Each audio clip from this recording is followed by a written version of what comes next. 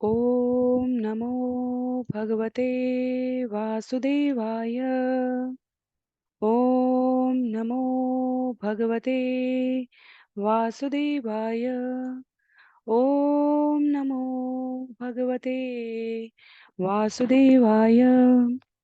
हरे कृष्णा। सभी भक्तों को सादर प्रणाम। श्रीमद् भागवतम महापुराण सत्रों की इन श्रृंखला में आज सत्र 527 527 में सभी भक्तों का स्वागत है। हम सभी यहाँ पर श्रीमद् भागवतम महापुराण को अंतर्राष्ट्रीय कृष्ण भावनामृत संघ के संस्थापक आचार्य कृष्ण कृपा मूर्ति श्री श्रीमद् अभय चरणारविंद भक्ति वेदांत स्वामी श्रील प्रभुपाद की पुस्तक के माध्यम से भक्तों के संग श्रवण और पठन करने का प्रयत्न कर रहे हैं। जैसा कि सत्रों का प्रारूप है, वर्तमान विषय वस्तु का संक्षिप्त अवलोकन, तत्पश्चात मंगलाचरण और उसके बाद एक एक श्लोक का वाचन और अनुवाद श्रवण और पठन करते हुए हम सभी सत्र में आगे बढ़ने का प्रयास करेंगे। बहुत ही संक्षिप्त पुनरावृत्ति के लिए, पिछले सत्र में जहां हमने स्कंद 10 अध्याय 44 कंस का वध श्रवण किया था, वहां पूर्ण पुरुषोत्तम भगवान श्री कृष्ण द्वारा चाणूर और मुष्टिक, शल और तोशल जैसे भयंकर पहलवानों, मल्ल युद्ध के योद्धाओं का, जिन्हें कंस के द्वारा नियोजित तरीके से भगवान श्री कृष्ण को हानि पहुंचाने के काल्पनिक उद्देश्य से आगे किया गया था। कृष्ण और बलराम ने उनका संहार किया। साथ ही अपने पहलवानों की मृत्यु देखकर ज्यों ही कंस ने नंद बाबा, देवकी, वसुदेव, अपने पिता उग्रसेन, ग्वाल बाल सबको बंदी बनाने, किसी को मृत्यु के द्वार पहुंचाने, किसी को नगर से निकालने का हाहाकार करना आरंभ किया, कृष्ण ने बिना किसी विलंब के कंस का उद्धार कर दिया।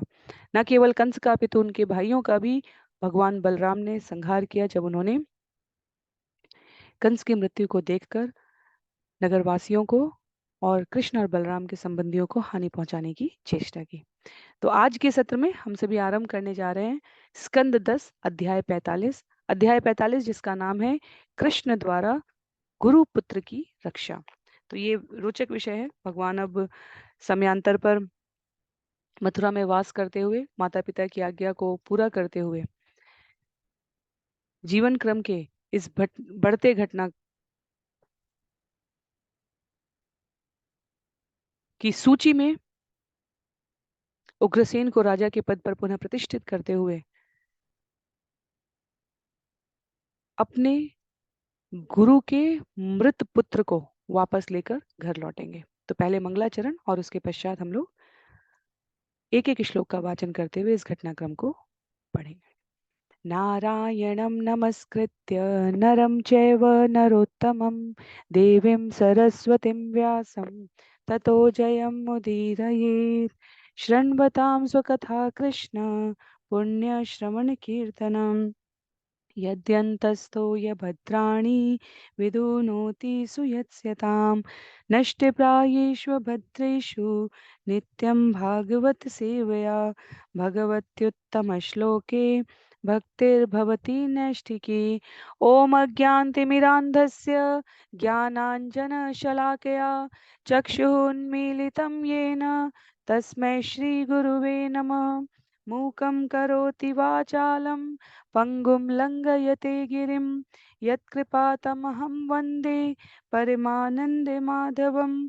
वाञ्छाकल्पतरुभ्यश्च कृपा सिन्धुभ्य एव च पतितानां पावनेभ्यो वैष्णवेभ्यो नमो नमः।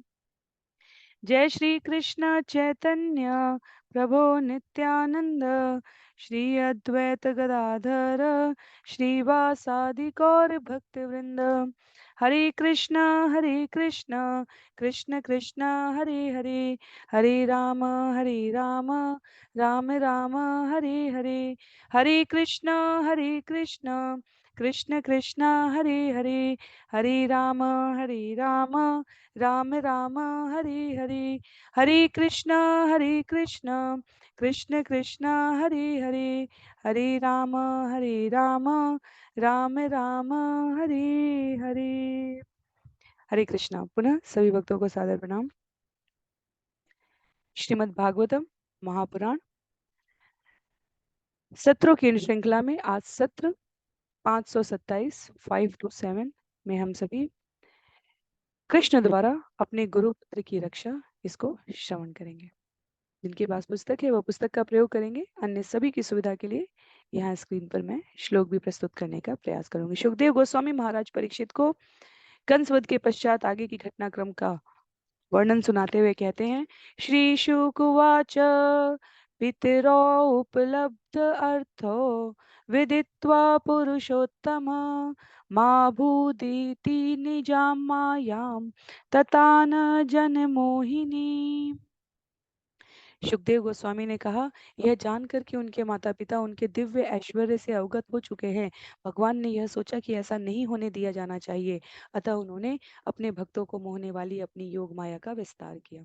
तो जहाँ पर अध्याय समाप्त होता है वहां उल्लेख आता है कि किस प्रकार भगवान कृष्ण और बलराम ने अपने सिर को देवकी और वसुदेव के चरणों में रखा और देवकी और वसुदेव हाथ जोड़कर खड़े हैं। वो संशय युक्त अवस्था में हाथ जोड़कर खड़े हैं। क्यों? क्योंकि माता पिता के रूप में वो इस अवस्था में है, पर वास्तव में जो उन्हें प्रणाम कर रहे हैं वो संपूर्ण जगत के बीज प्रदाता पिता हैं। तो प्रणाम करें कि आशीर्वाद दें, गले लगाकर स्वीकार करें, या स्वयं अपना सर उनके चरणों में नतमस्तक करें। इस भ्रम की स्थिति में देवकी और वसुदेव को देखकर कृष्ण ने सोचा, ये तो प्रबल प्रेम की स्थिति को नष्ट कर देगा। वात्सल्य के जिस विस्तार को सामान्य जनमानस को समझाने के लिए भगवान उपस्थित हुए हैं, एक नहीं दो दो माता पिता की, और कितने भावपूर्ण तरीके से कृष्ण ने देवकी और वसुदेव के इतने समय तक जेल में रहने के लिए स्वयं को जिम्मेदार बताया है। तो भगवान नहीं चाहते थे कि वसुदेव और देवकी कृष्ण को सर्वशक्तिमान ईश्वर के रूप में समझें, वो उनके वात्सल्य रस का आनंद लेना चाहते हैं। इसलिए यहाँ पर उल्लेख आता है कि भगवान ने अपनी अंतरंगा शक्ति का विस्तार किया है, जिससे देवकी और वसुदेव उन्हें पुनः पुत्र की भांति स्नेह कर सके। तो हमेशा जो शिल प्रभुपाद का प्रिय उदाहरण रहता है, जिसमें वो कहते हैं कि इस जगत के माता पिता भी अपनी संतानों से जिस प्रकार वात्सल्य की अनुभूति के लिए माता स्वयं भोजन बनाएगी, पर यदि संतान एक कौर उन्हीं का बनाया हुआ भोजन उनके मुख में रख देती है तो माता भाव से विह्वल हो जाती है। उसी प्रकार संपूर्ण जगत के माता पिता पूर्ण पुरुषोत्तम भगवान आनंद से विह्वल होने के लिए, वात्सल्य रस के अनुभव को अंगीकार करने के लिए और प्रस्तार विस्तार करने के लिए इस प्रकार माता पिता का अभिनय करने वाले पार्षदों को अपनी लीला में प्रवेश कराकर अपने प्रति जो प्रेम है उसको प्रगाढ़ करने का अनुभव करते हैं।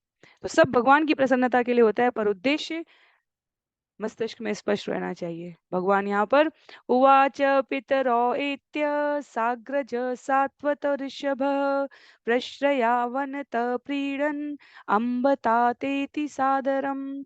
सात्वतों में महानतम भगवान कृष्ण अपने बड़े भाई सहित अपने माता पिता के पास पहुंचे।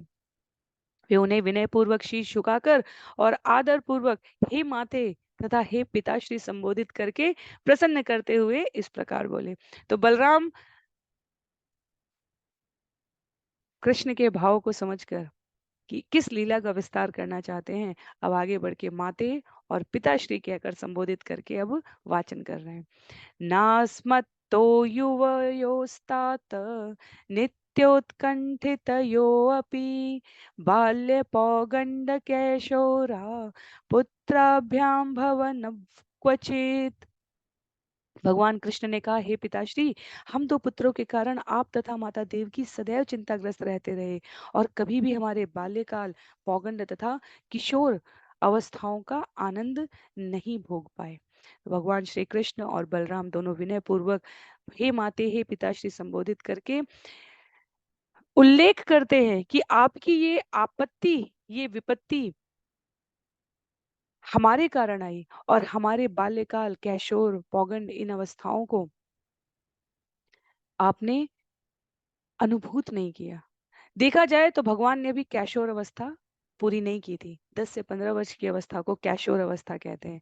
और श्रील विश्वनाथ चक्रवर्ती ठाकुर यहाँ पर इस श्लोक की व्याख्या करते हुए कहते हैं कि सामान्यतया कौमार 5 तक, पौगंड 10 तक और कैशोर 15 तक है और उसके बाद यौवन आता है। तो इस परिभाषा के अनुसार कैशोर अवस्था की समाप्ति 15 वर्ष की आयु में होती है। और जब कृष्ण ने कंस का वध किया है तो उनकी आयु करीब 11 वर्ष की है। 11 वर्षों तक कृष्ण और बलराम अज्ञात रहे हैं कंस के लिए। अभी तक उनकी जानकारी होने के बाद भी वो उसको उनके दर्शन नहीं कर पाए थे। तो ये आक्षेप की कैशोरावस्था का आनंद नहीं उठा पाए हैं, सामान्य आयु गणना पर आधारित नहीं है। ये इस अर्थ पर है, यहाँ पर लिखा है काले नाल्पेन राजर्षे राम कृष्णश्च गोव्रजे अग्रष्ट जानुभि पद्भि विचक्रम अतुरंजसा। भगवान पौगंड अवस्था में ही कैशोरावस्था के अनुकूल असामान्य शारीरिक बल प्रदर्शन का व्यक्तिकरण करके कार्य करने लगे थे। और इस अर्थ में उन्होंने इन शब्दों को संबोधित किया है। एक दूसरा तर्क देते हैं आचार्य कि भगवान कृष्ण 3 वर्ष 4 मास महावन में रहे थे। एक और तर्क है जहां 1 वर्ष जब ब्रह्म विमोहन लीला हुई है तब ग्वाल बालों के संग रूप बनाकर बछुओं और गायों के समीप, सभी के समीप जब भगवान पहुंचे हैं, वो 1 वर्ष भी ब्रजवासियों को ज्ञात नहीं रहा है। तो इस प्रकार जब 10 वर्ष की आयु सामान्य जन को पता चल रही है, तब वास्तव में 3 वर्ष 4 मास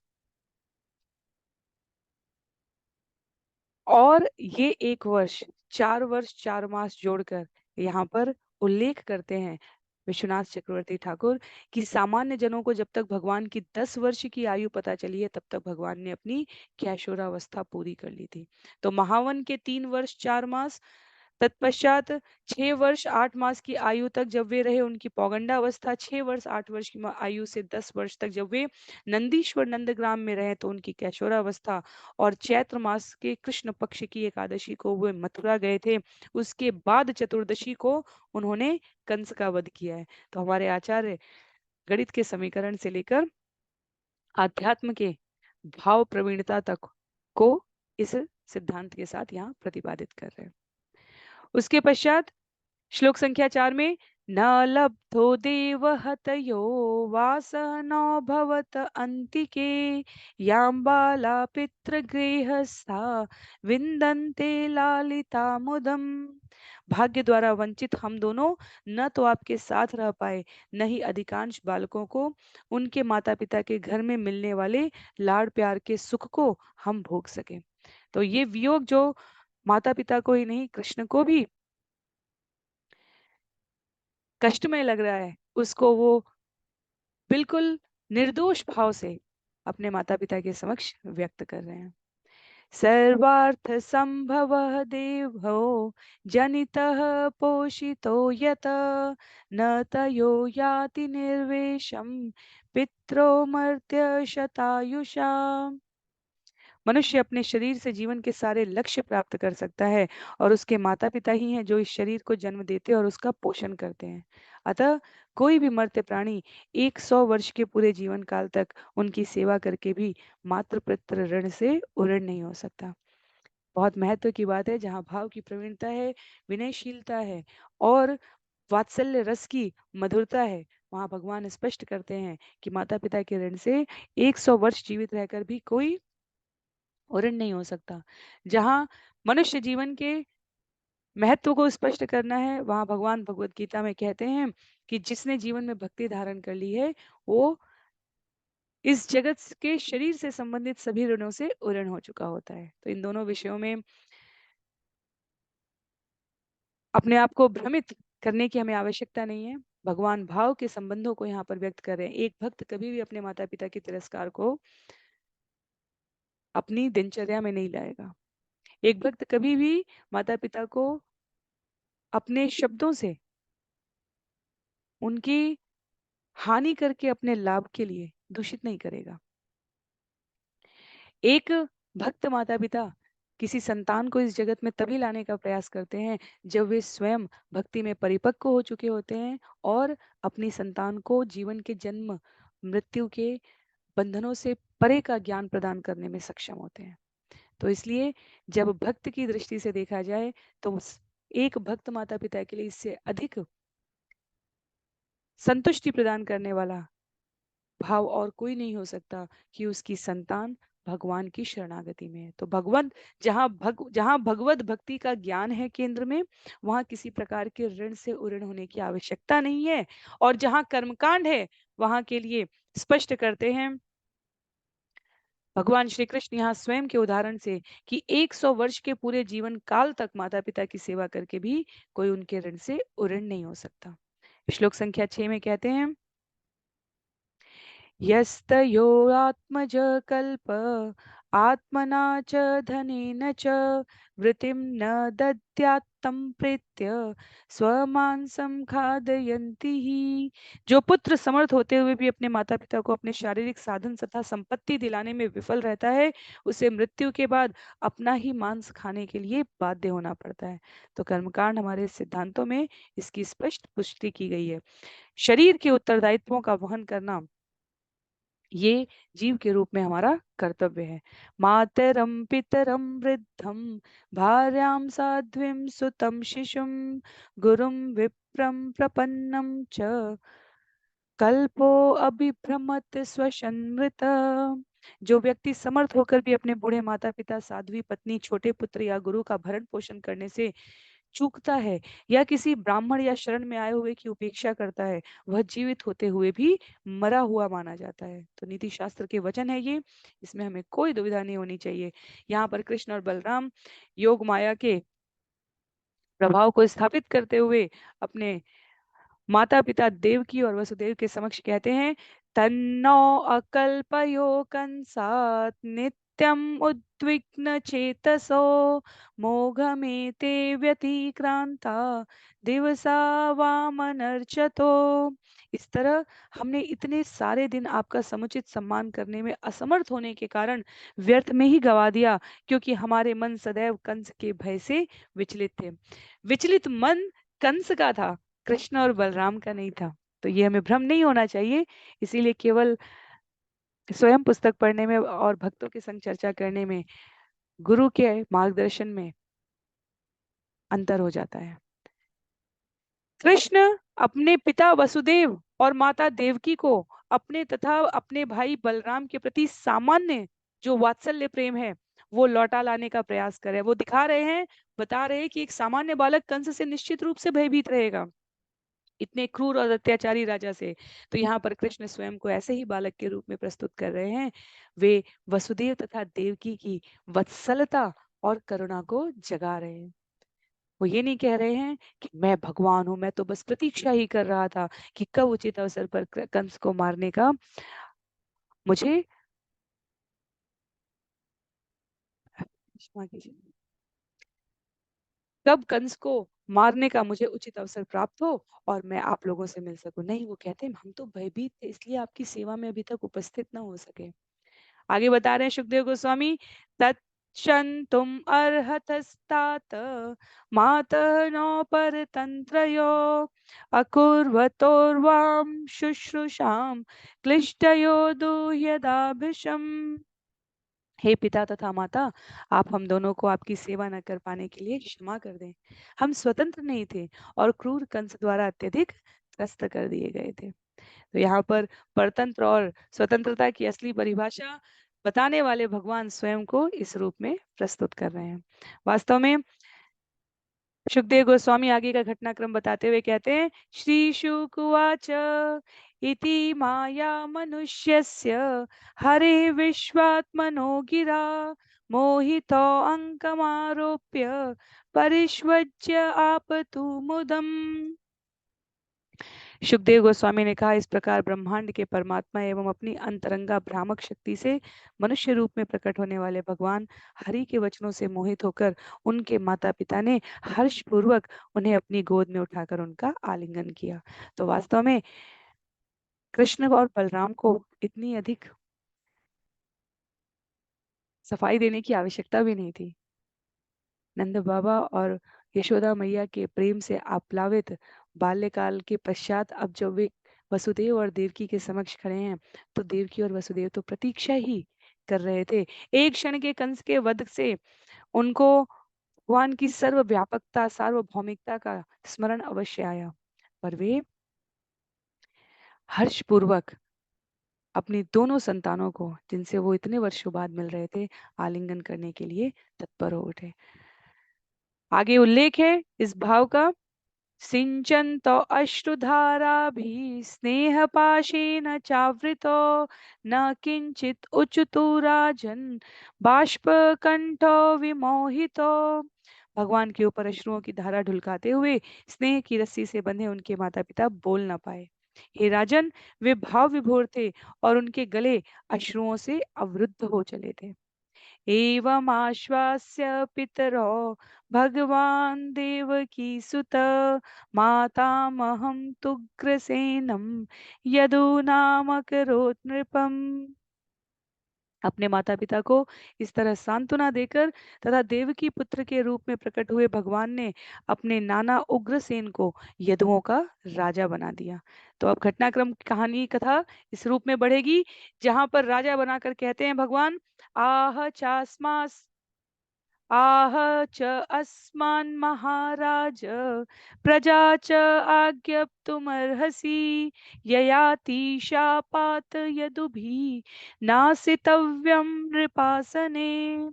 भगवान ने उनसे कहा, हे महाराज, हम आपकी प्रजा हैं, अतः आप हमें आदेश दें। दरअसल ययाति के शाप के कारण कोई भी यदुवंशी राज सिंहासन पर नहीं बैठ सकता। तो जहाँ पुरु, यदु, तुर्वसु, जहाँ हमने शुक्राचार्य की कन्या और वृषपर्वा की कन्या के ययाति के साथ घटनाक्रम को भागवतम में भी स्कंद 9 में श्रवण किया है, और महाभारत के सत्र में भी वहां इसका उल्लेख आता है। ययाति केवल पुरु को राजवंश पर बैठने का आशीर्वाद देते हैं और अन्य चार पुत्रों को कहते हैं कि आप कभी शासन, आपकी वंश परंपरा में भी आप कभी राज सिंहासन पर नहीं बैठेंगे। तो कृष्ण तथा बलराम वैधानिक रूप से एक प्रकार से अपने आप को अयोग्य प्रस्तुत कर रहे हैं कि सिंहासन पर तो आपको ही बैठना होगा, उग्रसेन को कहते हुए। और उग्रसेन को भी यदुवंश का वास्तव में वंश माना जा सकता है, अंग माना जा सकता है, पर भगवान के आदेश से उग्रसेन, क्योंकि पहले भी शासन पर थे, वे राज सिंहासन पर आसीन हो जाते हैं। उसके पश्चात श्लोक संख्या 14 में उल्लेख आता है, मयि भृत्य उपासीने भवतो विबुधादय बलिं हरन्त्य अवनता किम उत अन्येन राधिपा। चूंकि मैं आपके निजी सेवक के रूप में आपके पार्षदों के बीच उपस्थित हूँ, अतः सारे देवता तथा अन्य प्रतिष्ठित व्यक्ति आपको अभिवादन करने के लिए सिर झुकाते हुए आएंगे। तो फिर मनुष्यों के शासकों के लिए क्या कहा जाए। तो भगवान स्वयं को निजी सेवक के रूप में प्रस्तुत करते हैं। भगवान कहते हैं, शासन पर आप विराजित होएं और मैं यहाँ आप सबकी सेवा में स्वयं को नियुक्त करूंगा। मेरे नियुक्त होने मात्र से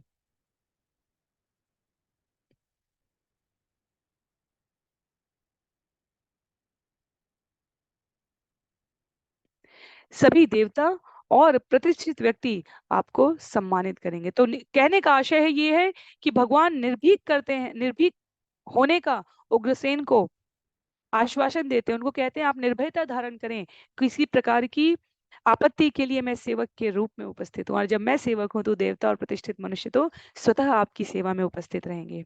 सर्वान् स्वान् ज्ञाति संबंधान दिग्भय कंस भयाकुलान यदु वृष्णि अंधक मधु दाशार्ह कुकुरादिकान सभाजितान समाश्वास्य विदेशावासकर्षितान् न्यवासयत् स्वगेहेषु वित्ते संतर्प्य विश्वकृत। तत्पश्चात भगवान अपने सारे नजदीकी परिवार वालों को तथा अन्य संबंधियों को उन विविध स्थानों से वापस लाए जहां वे कंस के भय से भाग कर गए थे। उन्होंने यदुओं, वृष्णियों, अंधकों, मधुरहों, दाशारहों, कुकुरों इत्यादि जाति पक्ष वालों को सम्मान पूर्वक बुलवाया और उन्हें सांत्वना भी दी, क्योंकि वे विदेशी स्थानों में रहते रहते थक चुके थे।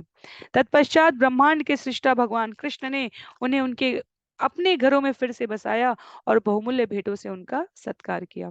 तो विदेशी स्थानों में रहने का अर्थ यहाँ पे यत्र तत्र सर्वत्र सनातन धर्म का प्रस्तार था। अलग अलग स्थानों पर अलग अलग नाम और सभ्यताओं से जिन संस्कृतियों के बारे में हम श्रवण करते हैं, वास्तव में उसका मूल भारत से ही आगे बढ़ता गया है। कृष्ण संकर्षण भुजय गुप्ता लब्ध मनोरथा गृहे शूरे मिरे सिद्धा कृष्ण राम गतज्वरा वीक्षन्तो अह अह प्रीता मुकुंद वदनाम्बुजं नित्यं प्रमोदितं श्रीमत् सदय स्मित वीक्षणम्। इन वंशों के लोगों ने भगवान कृष्ण तथा संकर्षण की बाहुओं का संरक्षण पाकर यह अनुभव किया कि उनकी सारी इच्छाएं पूरी हो गई। इस तरह वे अपने परिवारों के साथ अपने घरों में रहते हुए पूर्ण सुख का भोग करने लगे। कृष्ण तथा बलराम की उपस्थिति से अब उन्हें सांसारिक ज्वर नहीं सताता था। ये प्रेमी भक्त प्रतिदिन मुकुंद के कमल सदृश नित्य प्रफुल्लित मुख को देख सकते थे, जो सुंदर दयामय मंद हास युक्त चितवनों से भूषित था। तो इस प्रकार से यहाँ पर उल्लेख है कि जितने भी वंश परंपरा के विभिन्न शाखाओं प्रशाखाओं में विभक्त परिवारी जन थे, कृष्ण और बलराम ने सबको एकीकृत करके उनको पुनः स्थापित किया है परिवार सहित, और इस प्रकार से मजबूत सामरिक और राजनयिक स्थिति के साथ उग्रसेन अपने स्थान पर प्रतिष्ठित हुए।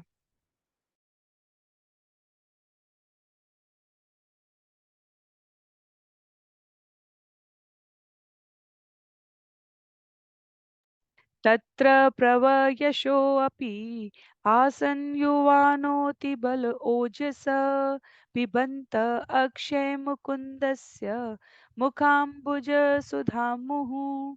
यहाँ तक कि उस नगरी के अत्यंत वृद्ध जन भी शक्ति तथा ओज से पूर्ण युवा लगने लगे, क्योंकि वे अपनी आंखों से निरंतर भगवान मुकुंद के कमल मुख का अमृत पान करते थे। तो भगवान की उपस्थिति में सभी कुछ सौभाग्य सूचक हो गया, सभी कुछ यौवन युक्त हो गया। वृद्धावस्था, जरा, संकीर्णता, ज्वरावस्था सब विलुप्त हो गए। अथ नंदम समस्याद्य भगवान देवकी सुत संकर्षणश्च राजेंद्र परिष्व ज्य इदम उचतु। तत्पश्चात हे महान राजा परीक्षित, देवकी पुत्र भगवान कृष्ण भगवान बलराम के साथ नंद महाराज के पास पहुंचे। दोनों विभुओं ने उनका आलिंगन किया और उनसे इस प्रकार बोले। तो अब नंद बाबा के पास बहुत ही भाव में स्थिति में पहुंचेंगे। पिता युवाभ्याम स्निग्धाभ्याम पोषितो लालितो भृशम पित्रो अभ्यधिका प्रीति आत्मजेषु आत्मन अपि ही। कृष्ण और बलराम ने कहा, हे पिताश्री, आप तथा माता यशोदा ने हम दोनों को बड़े स्नेह से पाला पोसा है और हमारी इतनी अधिक परवाह की है। निसंदेह माता पिता अपनी संतानों को अपने प्राणों से भी अधिक प्यार करते हैं। वास्तव में कृष्ण और बलराम के लिए नंद बाबा से यहाँ कुछ भी कह पाना देवकी और वसुदेव से कुछ कह पाने की तुलना में अधिक कठिन है।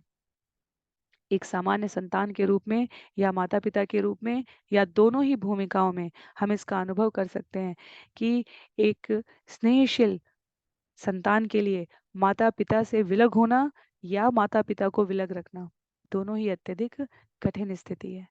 तो यहाँ पर भगवान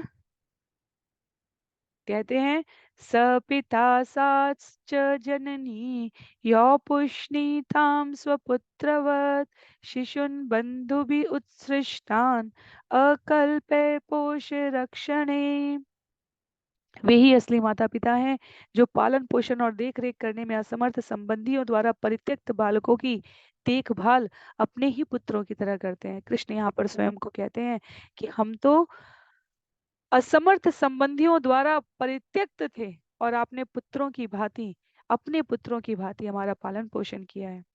यात यूयं व्रजन्तात वयं च स्नेह दुःखितान् ज्ञातीन् वो दृष्टुमेष्यामो विधाय सुयदा सुखम। हे पिताश्री, अब आप सब व्रज लौट जाएं। हम आपके शुभ चिंतक मित्रों को कुछ सुख देने के बाद तुरंत ही आपको तथा अपने उन प्रिय संबंधियों को देखने के लिए आएंगे जो हमारे वियोग में दुखी हैं। वास्तव में आध्यात्मिक शास्त्रों में चारों पुत्रों के वियोग में राजा दशरथ की मृत्यु का उल्लेख अत्यधिक भावुक और करुणामय है। भावनाओं की प्रधानता हमारे आचार्यों ने मथुरा से लौटते हुए नंद बाबा और पहुंच ये इस भय से कि मैं देवकी और वसुदेव के पास छोड़कर जाते हुए कृष्ण और बलराम को मैया यशोदा के समक्ष जाकर क्या कहूंगा, इस विचार से ही नंद बाबा इतने भयभीत हो चुके थे। हमारे गोस्वामियों के उल्लेख में आता है कि नंद बाबा के लिए ये सोच पाना भी कि वो मैया यशोदा के सामने जाकर कहेंगे कि कृष्ण के बिना मैं वृंदावन लौट आया हूं, अत्यधिक असह्य था। ये सोच पाना भी उनकी स्थिति से परे था कि मैं कृष्ण और बलराम के बिना वृंदावन जाऊंगा। पर कृष्ण की आज्ञा है। यहाँ पर आचार्य कहते हैं वसुदेव, देवकी तथा यदुवंश के अन्य सदस्यों को संतुष्ट करने की इच्छा से भगवान के द्वारा अपने प्रिय भक्तों को ये कहना कि अब आप वापस व्रत चले जाएं, अत्यंत दुस्सह कार्य था। श्लोक संख्या 24 में कहते हैं एवं सांत्वय्य भगवान नंदम सव्रजमच्युत वास वास अलंकारोकुप्य आद्य अर्हम आस सादरम।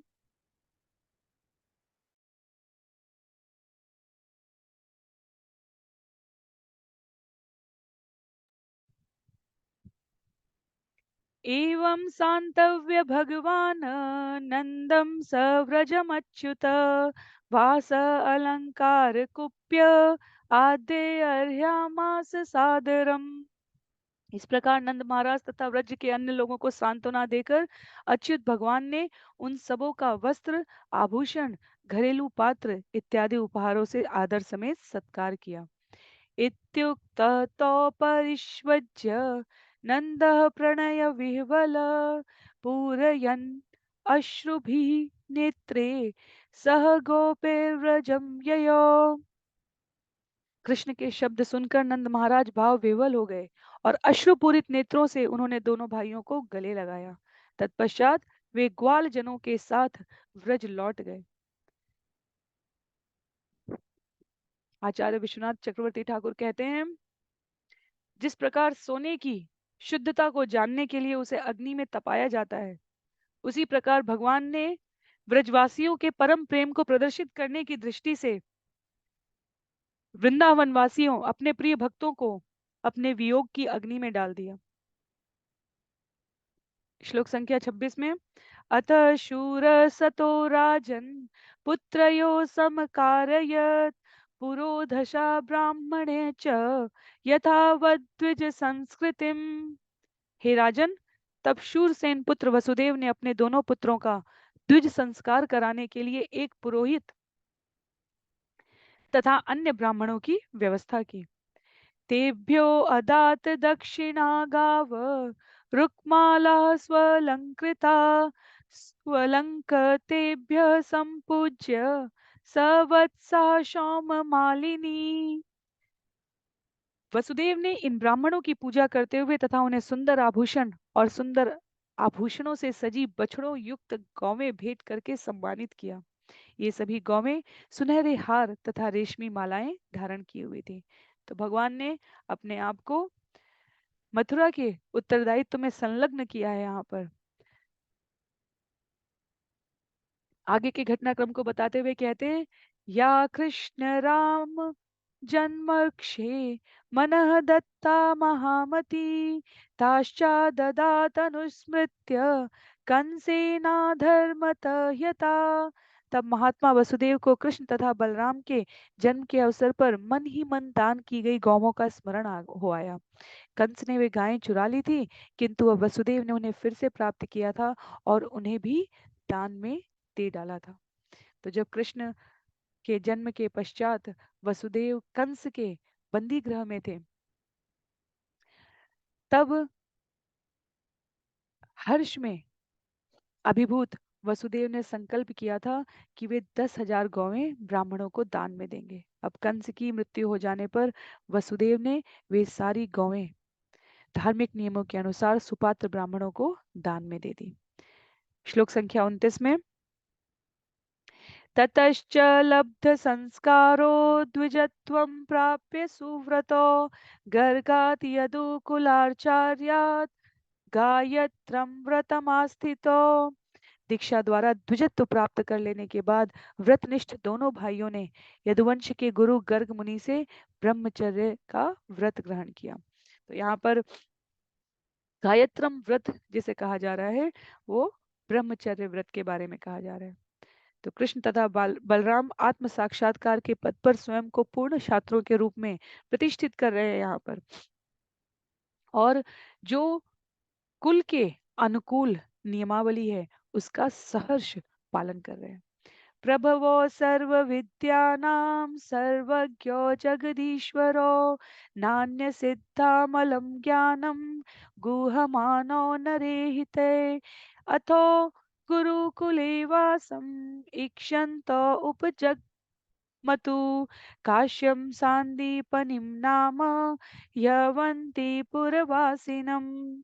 अपने मनुष्य जैसे कार्यों से अपने पूर्ण ज्ञान को भीतर ही भीतर रखते हुए ब्रह्मांड के इन दो सर्वज्ञ भगवानों ने ज्ञान की समस्त शाखाओं के उद्गम होते हुए भी गुरुकुल में जाकर रहने की इच्छा व्यक्त की।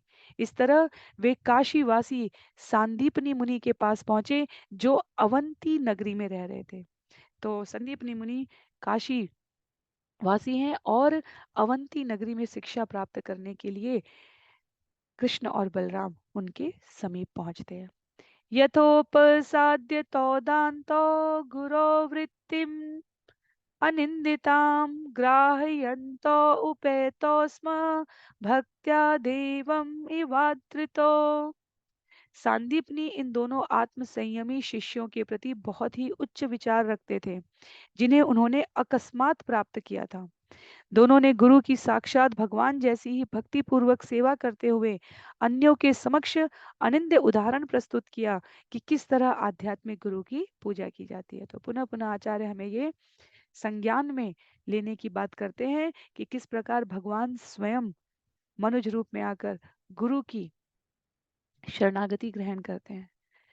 तयो द्विजवर तुष्ट शुद्ध भावानुवृत्तिभिः प्रोवाच वेदान अखिलान् सांगोपनिषद गुरु। ब्राह्मण श्रेष्ठ गुरु सांदीपनी उनके विनीत आचरण से संतुष्ट थे, अतः उन्होंने दोनों को सारे वेद 6 वेदांगों सहित तथा उपनिषद पढ़ाए। तो इसमें वर्ष व्यतीत होते हैं, किसी शॉर्टकट से किसी शीघ्रता के माध्यम से इन शास्त्रों का सम्यक अध्ययन नहीं होता। केवल कलयुग के लिए हमारे आचार्यों ने वेद व्यास जी के मार्गदर्शन में इस प्रकार टीकाओं टिप्पणियों वेदांत सूत्र सार और लाखों करोड़ों श्लोकों को इस प्रकार 700 श्लोक की गीता और 1000 श्लोक की ये भगवान की स्तुति में लिपिबद्ध भागवतम के माध्यम से पूर्णता प्राप्त करने की घोषणा कर दी है। जहां पहले 6 वेदांगों वेद उपनिषद न्याय ज्योतिष शास्त्र व्याकरण ये सब श्रवण करना होता था, पठन करना होता था, अध्ययन करना होता था, स्मरण करना होता था, वहां आचार्य कहते हैं कि प्रतिदिन हरि का नाम और हरि के लिए अपना काम करते हुए उनकी कथा का श्रवण मात्र किंचित समय देकर अध्ययन और मनन मात्र पर्याप्त है भगवत प्राप्ति में संलग्न रहने के लिए। सरहस्यं धनुर्वेदं धर्मान्यायपथान् तथा तथा चान्वीक्षि किं विद्याम राजनीतिम च षडीवधाम। उन्होंने दोनों को रहस्यों सहित धनुर्वेद की शिक्षा दी, साथ ही मानक विधि ग्रंथ, तर्क तथा दर्शन विषयक वाद विवाद की विधियां और राजनीति शास्त्र के 6 वेदों की भी शिक्षा दी। तो सभी कुछ जो कुछ भी आवश्यक था, वास्तव में गुह्य अंश में धनुर्वेद की उपयुक्त मंत्र, न्याय पंथ कर्म मीमांसा, अनेकानेक वाद, अनेकानेक तर्क विद्या, ये सब संदीपनी मुनि ने कृष्ण और बलराम को उनकी सहज मुग्धता से प्रभावित होकर यूं ही प्रदान कर दी।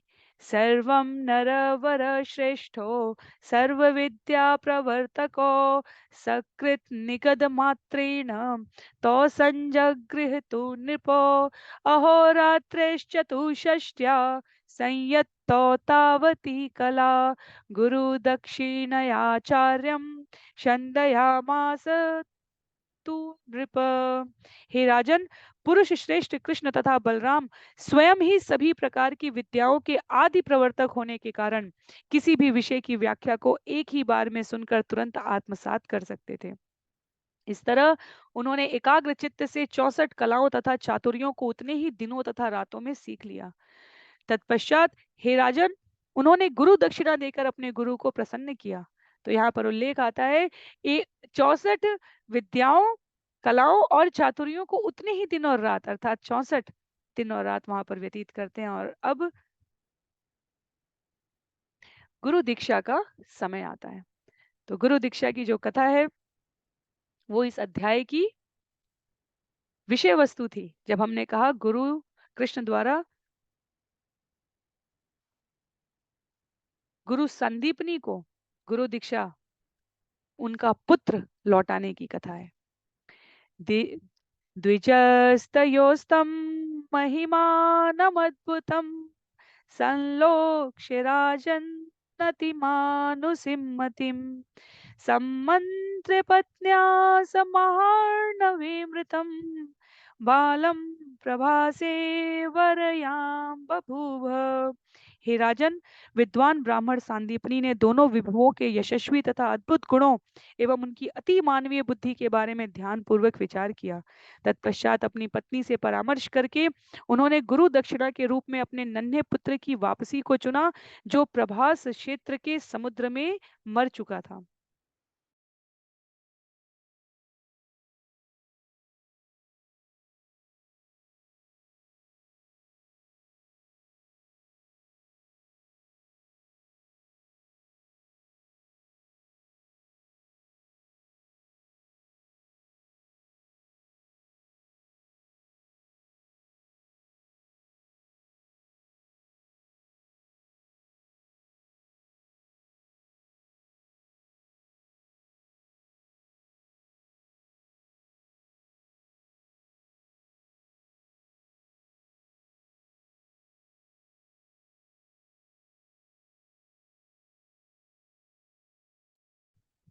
क्षमा कीजिए। तो उल्लेख आता है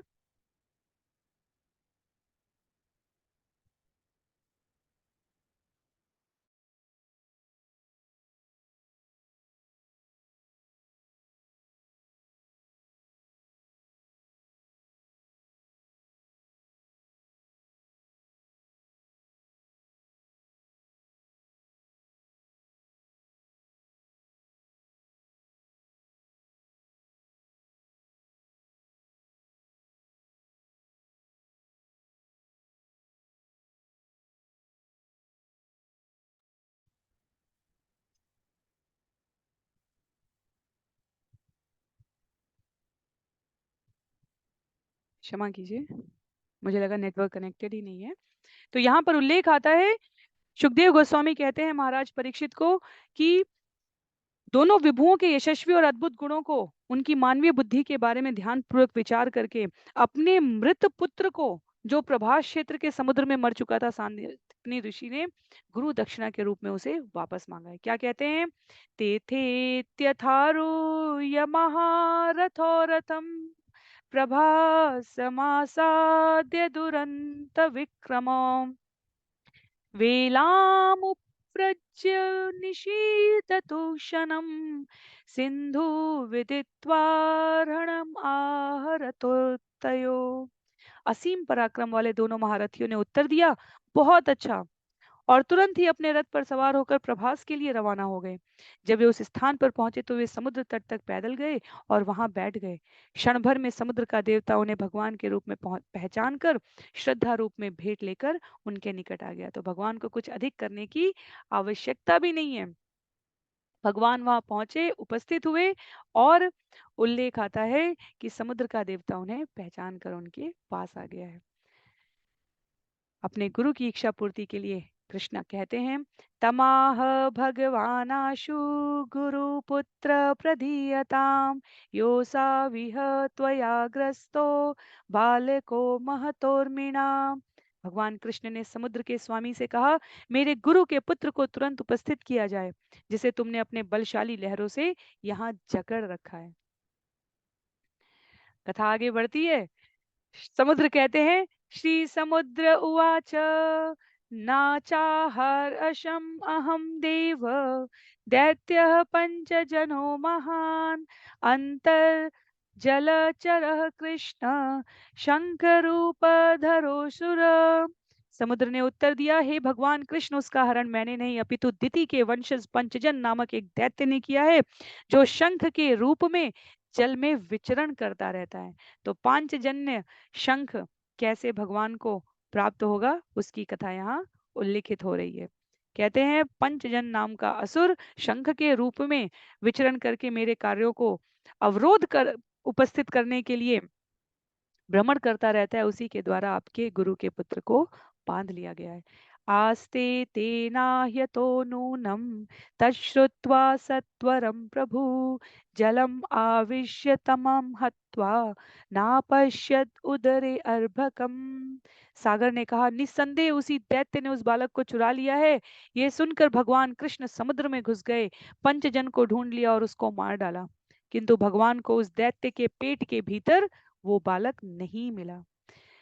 तत अंग प्रभवम शंखम आदाय रथमागमत् तत संयमनिम नाम यमस्य दयितां पुरीं गत्वा जनार्दन शंखम प्रदद्मो सहलायुध शंख निर्हलादमाकर्ण प्रजा संयमनो यम तयो सर्पर्यां महतिं चक्रे भक्त्युं बृहन्त्याम् उवाचावनतः कृष्णं सर्वभूताशयालयम् लीला मनुष्ययो विष्णो युवयो करवाम किमाम।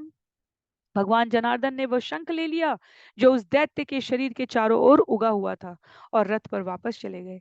इसके पश्चात वे यमराज की प्रिय राजधानी संयमनी गए। भगवान बलराम के साथ वहां पहुंचकर उन्होंने तेजी से अपना शंख बजाया, और उस गूंजती हुई आवाज को सुनते ही बद्ध जीवों को नियंत्रण में रखने वाला यमराज वहां पहुंचा। यमराज ने दोनों विभुओं की अत्यंत भक्ति पूर्वक पूजा की, और तब प्रत्येक हृदय में वास करने वाले भगवान श्री कृष्ण से कहा, हे भगवान विष्णु, मैं आपके लिए तथा भगवान बलराम के लिए जो सामान्य मनुष्यों की भूमिका अदा कर रहे हैं, क्या करूं। यमराज तो भगवान से भली भांति परिचित हैं। भगवान कृष्ण ने पंचजन से जो शंख लिया वो पांचजन ने कहलाता है, और यही वो शंख है जो भगवत गीता के शुभारंभ में भगवान बजाते हैं। आचार्य कहते हैं, पंचजन उसी तरह दैत्य बना था जैसे जय और विजय बने थे। अर्थात वो दैत्य रूप में प्रकट अवश्य हुआ था, पर वो वास्तव में भगवान का भक्त था। स्कंद पुराण के अवंती खंड में भगवान कृष्ण द्वारा ये शंख बजाने की लीला का विस्तार पूर्वक उल्लेख किया गया है। यहाँ पर कैसे उस शंख के रूप में उद्भूत होने की कथा है उसको बताते हुए कहा गया है, असी पत्रवन नामक नर्क के वृक्षों की नुकीली तलवार जैसी पत्तियां गिर गई, और रौरव नामक नर्क रुरु पशुओं से शून्य हो गया। भैरव नर्क की भयानकता जाती रही, और कुंभीपाक नर्क में भोजन बनना बंद हो गया। अर्थात भगवान के द्वारा भक्त रूप में उपस्थित पंचजन जो शंख रूप में भगवान ने पुनः प्राप्त किया है, सभी नरक उसको बजाने मात्र से सभी नरकों के पाप पूर्ण कर्म फल समूल नष्ट हो गए, वहां के समस्त वासियों को मुक्ति मिल गई और वे वैकुंठ पहुंच गए। आगे उल्लेख है, सुखदेव गोस्वामी कहते हैं, भगवान ने यमपुरी में संबोधित किया है यमराज को। श्री भगवान उवाच गुरुपुत्रम मिहानीतम निज कर्म निबंधनम आनयस्व महाराज मक्षासन पुरस्कृत। भगवान ने कहा, अपने विगत कर्म बंधन का भोग करने से मेरे गुरु का पुत्र आपके पास यहाँ लाया गया है। हे महान राजा, मेरे आदेश का पालन करो और अविलंब उस बालक को मेरे पास ले आओ।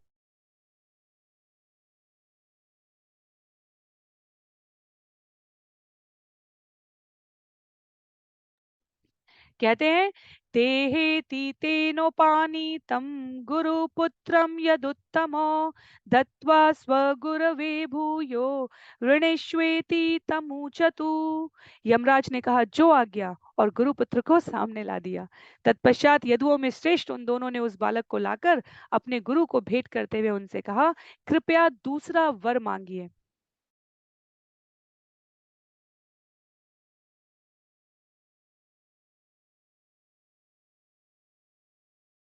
गुरु के द्वारा असंभव प्रतीत होने वाले कार्य को भगवान ने यूं ही सहज रूप में प्रस्तुत कर दिया है। विचार पूर्वक, वास्तव में संदीपनी ऋषि ने जो मांगा है वो प्रतीत होता है कि वो मानवीय इच्छाओं से संलिप्त होकर मांग रहे हैं, पर देखा जाए तो इसके पीछे की जो आध्यात्मिक घटनाक्रम है वो भी भगवान के द्वारा ही संचालित हो रही है। इसलिए भक्त भगवान की शरण में रहकर उनकी प्रसन्नता के लिए कार्य करता चला जाता है और स्वतः सहज जीवन यूं ही व्यतीत होता है। यहाँ पर शंख प्राप्त करना, यमपुरी जाना, समुद्र को पंचजन के आतंक से मुक्त करना, ये सब भगवान के द्वारा संपादित योजनाएं हैं, पर उसका माध्यम संदीपनी गुरु बने। इसलिए जब हम भगवान की शरण में रहते हैं तो भगवान की योजना के हम पक्ष में खड़े होते हैं। गुरु कहते हैं, श्री गुरु उवाच सम्यक संपादितो वत्स भवद्भ्याम गुरु निष्क्रिय को नु युष्मद्विध गुरो कामानाम अवशिष्यते। गुरु ने कहा, हे प्रिय बालको, तुम दोनों ने अपने गुरु को दक्षिणा देने के लिए शिष्य दायित्व को पूरा कर लिया है। तुम जैसे शिष्यों से गुरु को और क्या इच्छाएं हो सकती हैं। गक्षन्तं स्वगृहं वीरो कीर्तिवामस्तु पावनी छन्दांसि अयातयामानि भवन्तु इह परत्र च। हे वीरो, अब तुम अपने घर लौट जाओ। तुम्हारा यश संसार को पवित्र बनाए और इस जन्म में तथा अगले जन्म में वैदिक स्तुतियां तुम्हारे मन में सदैव ताजी बनी रहे। गुरुणेवम् अनुज्ञातो रथेनानिलरन्हसा आयातो स्वपुरं तात पर्जन्य निनदेन वे। इस तरह अपने गुरु से विदा होने की अनुमति पाकर दोनों भाई अपने रथ पर बैठ अपनी नगरी लौट आए। यह रथ वायु की तेजी से चल रहा था और बादल की तरह गूंज रहा था। समनंदन प्रजा सर्वा दृष्ट्वा राम जनार्दनो अपश्यन्त्य बहुआनि नष्टलब्धा धना इव।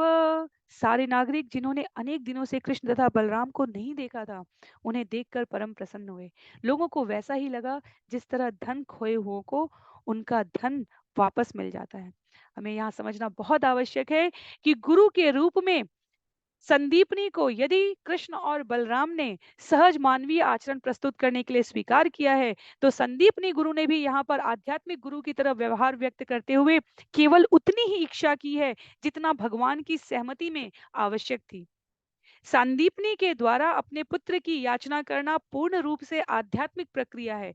यहाँ कहीं भी हमें यह समझने की भ्रम अवस्था में नहीं आना चाहिए कि उन्होंने अपने व्यक्तिगत स्वार्थ के लिए ऐसा किया। भगवान के पार्षद के माध्यम के रूप में अपने आप को प्रस्तुत करते हुए संदीपनी ने उतना ही मांगा था जितना भगवान की योजना में सहायक था, और उसके पश्चात कहा, आप अब वापस जाएं। और आगे उल्लेख आएगा कि जितने समय भगवान कृष्ण और बलराम संदीपनी मुनि के आश्रम में गए, वास्तव में वो भी एक योजना थी। उतने में कई बार व्रजवासी ग्वाल बाल मथुरा नगरी में कृष्ण बलराम को ढूंढ के चले गए और ये सोचते थे कि अगर कृष्ण बलराम दिख गए तो उन्हें पकड़ के खींच के वापस लेकर जाएंगे व्रज में। पर यहाँ पर मथुरा वासियों तक का उल्लेख है कि अनेक दिन से उन्होंने स्वयं कृष्ण और बलराम को नहीं देखा था। तो घटनाक्रम आगे अगले अध्यायों में उल्लेखित किया जाएगा। आज के लिए सत्र यहीं पर समाप्त होता है। इस प्रकार श्रीमद् भागवतम के 10वें स्कंद के अंतर्गत कृष्ण द्वारा अपने गुरुपुत्र की रक्षा नामक 45वें अध्याय के श्रील भक्ति वेदांत स्वामी प्रभुपाद के विनीत सेवकों द्वारा रचित तात्पर्य पूर्ण हो रहे हैं। तो अध्याय यहाँ पर समाप्त हो रहा है। अगले सत्र में ईश्वर की कृपा से हम सभी उद्धव की वृंदावन यात्रा, इसीलिए इसके तुरंत पश्चात ये जानकर कि भगवान को ज्ञात है कि ब्रजवासी यहाँ पर आए हैं और मेरे विरह में वे सभी विह्वल हो रहे हैं। बहुत ही मार्मिक चित्रण है। उद्धव को भगवान वृंदावन भेजेंगे और उसके पश्चात ब्रजवासी उद्धव से मिलेंगे और भक्तिमय प्रेम और स्नेह की जो सरिता प्रवाहित होगी गुरुओं के मार्गदर्शन में भक्तों के संग हम उसे अगले सत्र के अगले अध्यायों में श्रवण करने का प्रयास करेंगे। श्रील प्रभुपाद की जय, श्रील गुरुदेव की जय, अनंत कोटि वैष्णव वृंद की जय, श्रीमद् भागवतम महापुराण की जय। हरे कृष्ण।